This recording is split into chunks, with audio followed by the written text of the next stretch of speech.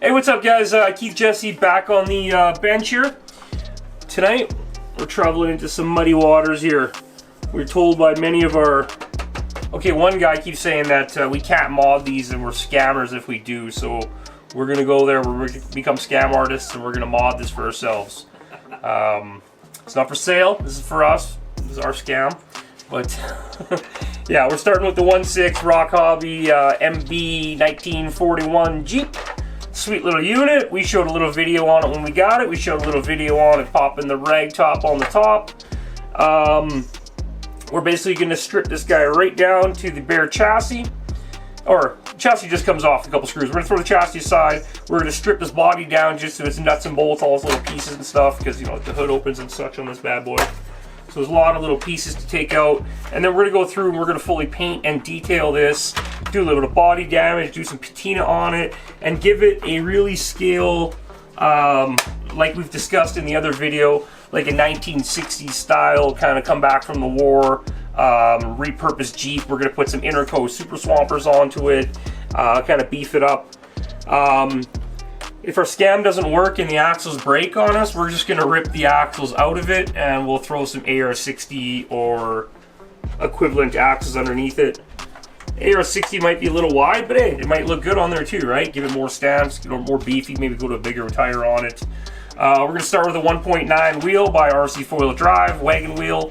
Do we get the deep dish? I think we get the deep dish. Yeah, we got the deep dish. We're going to start with those on there. If it doesn't suit it, we might go to a 2.2 down the road because the scale of the truck is bigger, but a 1.9 at this scale would make the rim, you know, 14, 15 inch rim, which would look really good, right? So, because a 110 scale, you're looking at like almost a 19 inch rim if it was proper, which it's not, but like, it's a different story. So yeah, we're gonna bust this guy apart and we're just gonna do some little clips throughout the process of how we're gonna weather it and paint it and stuff like that. One of the things we are going to do is just pretty much let it work itself out for paint. I'm going to open up the paint drawer and just start grabbing whatever cans that come out first and just start dumping colors on it, make it look like it was painted a whole bunch of times, and then we're going to sand that down, kind of get in between that. I'll show you some stuff we put in between the layers that would help us crack and chip it away and stuff like that. Yeah, so let's get at it and tear this thing apart. Okay, and just like that, we got this guy stripped down, completely gutted apart. Pretty cool body, the way they're all put together. You got an upper header piece and a dash, it's all gonna come apart. You got the steering wheel and a little servo. It's pretty cool. We'll go over all that stuff on reassembly. So yeah, we got it down to the tub, if you would. So we're gonna start adding some dents, some damage, and some scrapes, and a little bit of rust and some rot around here, because we want it to look weathered and old and beat up, like somebody took it rock crawling. So, best way to achieve that is with a Dremel. You know, I like to do most stuff by hand, but stuff like this, you got to get into the Dremel. You'll be there for a week. To get the nice kind of thinned out rotten look around the fender, first of all, you're going to want to go around here. You're going to want to make this entire fender thinner anyway, so it appears to be a thinner steel material than what is there.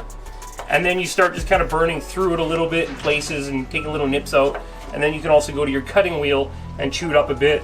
And if you're still not happy, you can get out your knife or your file and make it look exactly like you want. So, another technique like you see right here, I just wanted to do a little test. I went to where it's a nice thick corner. I added some heat. I just use a Bic lighter. Added some heat on inside and out, just a little bit, roll the lighter in there, give it a nice big dent in the corner. Now I can go through the dent later on, and we like to add big old dirty scratches from like where the rock, you know, came in and scratched through there, because dents just don't happen, right? So we'll gouge that all up. Another technique you can use is an actual piece of stone from outside, a little piece of gravel or stone. You heat that up and you just roll the stone in there and then drag it across, or just roll it in there, or hit it, you know, whatever you want. Many ways to trick other humans. You're a scam artist. No.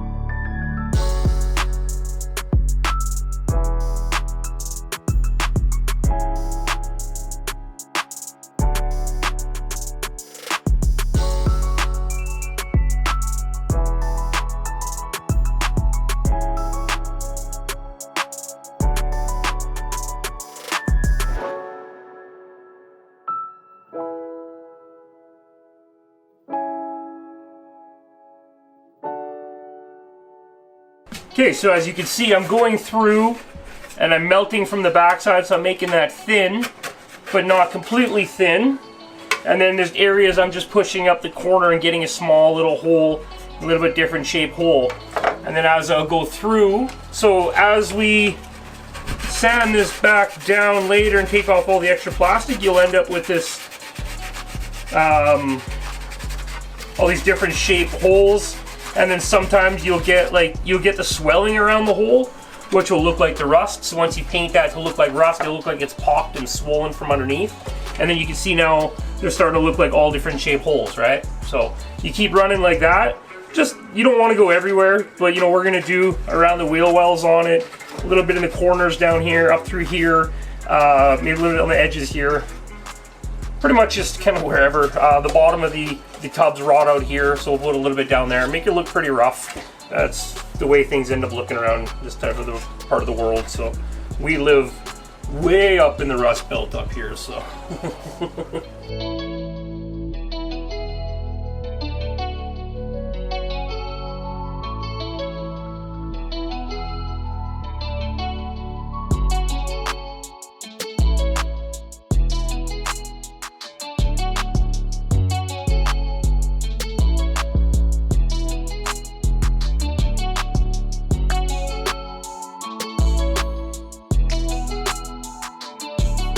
Okay, another attachment I'm going to be running is this little wee ball. He's pretty much the same as that other flat rotary file I'm using. Paddle, or rotary file, whatever you want to call it.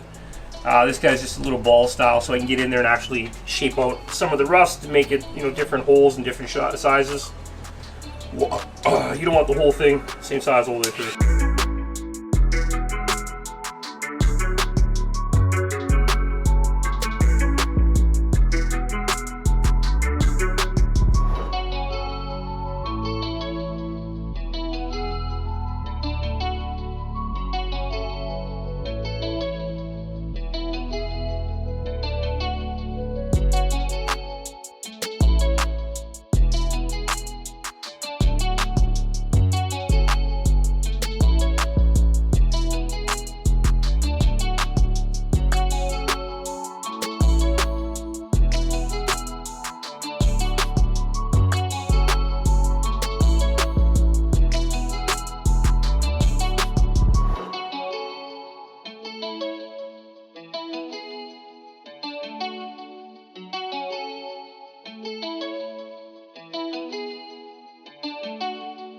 So I'm just sanding this one wheel well just to kind of speed this along. There's going to be a lot to it. I'm not going to film all of it because this is just what's going to happen all over the whole truck. But we kind of got the look we're going for. Okay, I'm just going to finish off this one area for now. Like I said, we're going to spray with a whole bunch of layers of paint. We're going to go through and dig through it. We're going to film that right after this. I just wanted to talk about phase one with the weathering and the damaging, like the base work you do to the body before you start adding your layers on.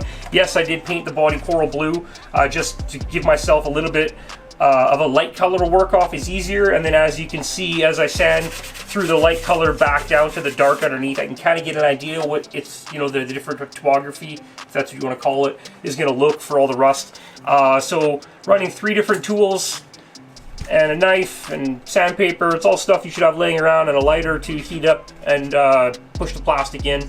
You know, we got some dents here.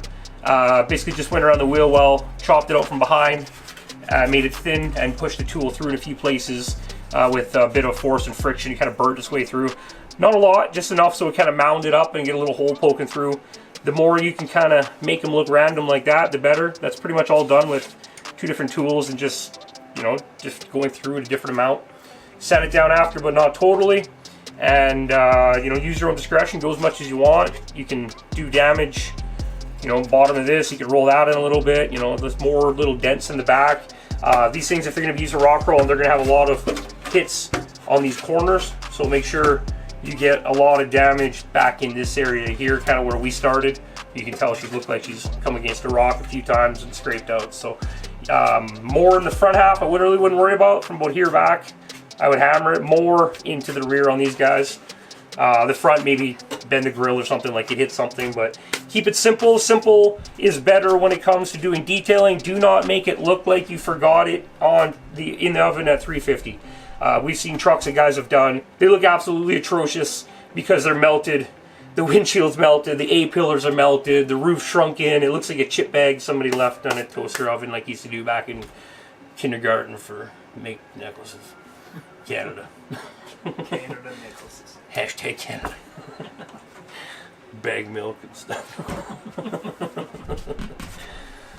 Cool, okay, I'm gonna go back to finishing this. There's no point watching me dig away at it. You've already got 5-10 minutes of boring stuff to watch me poke at it. I'm gonna go do that, and then I'm gonna start throwing the paint layers at it, and then show you what I put in between my layers so I can get a nice patinaed, really old school weather look.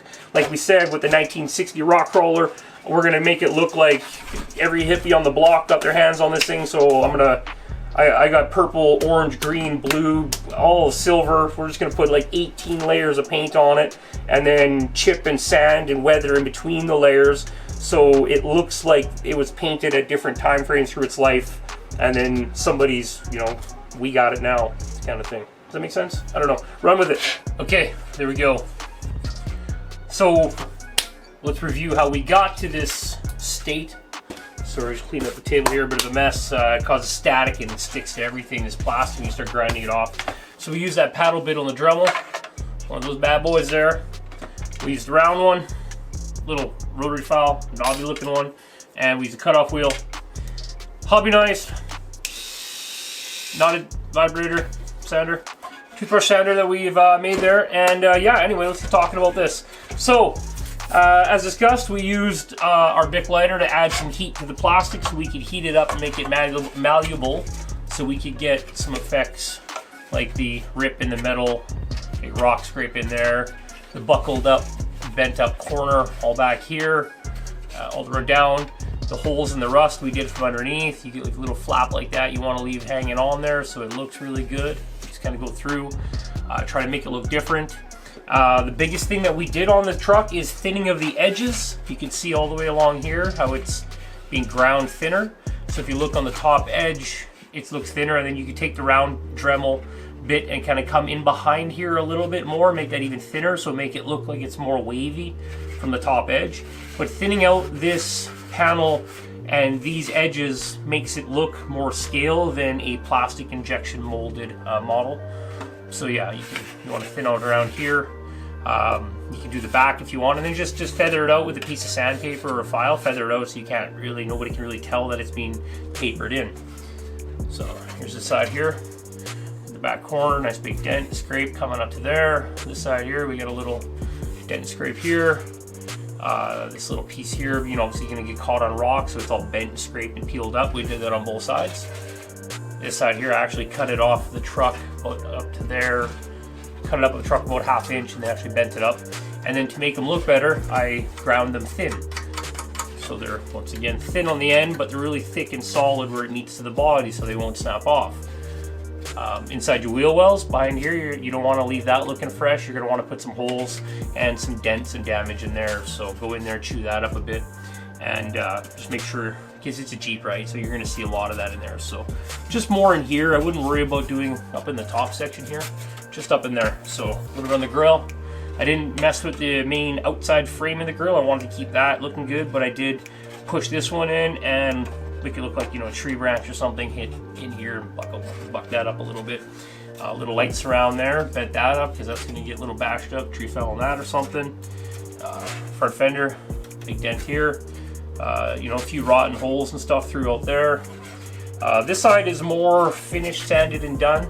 I still need to go through and finish off doing this side. Another thing I'm doing here, like I still got to thin these out a little bit to get the look I'm going for. And in here hasn't been done. Once you come through with the holes from the back side with your cutter, you can also go in after and use your little round rotary file, which is just a clump of plastic now. Use a rotary file to kind of work away at the area. So you got a hole in the middle, you can work away from there, just touch down, so then it makes it kind of look like it's falling apart. And then when we add the rusting stuff to that later on, I don't know what it's called, but the rusting material to that later on, you'll see what that does. So that brings us to the, oh yeah, hood too. We did the edge of the hood so it looks like it's rotten. So when it's sitting on there later on, see that it's kind of look like it's missing a little bit down there. So yeah, the truck is in teal blue right now. We did that so we can see everything we're working on, and it's, you know, everything stands out. Where it's gonna get, once we're done with that, it's gonna get a whole bunch more layers of paint, and then we got to go through and chew it up again on top. Some of it, like the rusty holes and stuff like that, you don't gotta touch. You just add you put a couple layers of paint on, and then you start putting a little bit of the rust material in. But wherever we got the scrapes and the gouges, we got to go back through the file and make sure you put a big scrape through there, and then put some rust into the scrape after. So little things like that. That brings us to the end of part 1. Part 2 will be just pretty much the paint and how we do the layers and get the weathering effect that I'm going for. And then we'll get into putting into a cage into it and then reassembling on the truck. So let's get at it.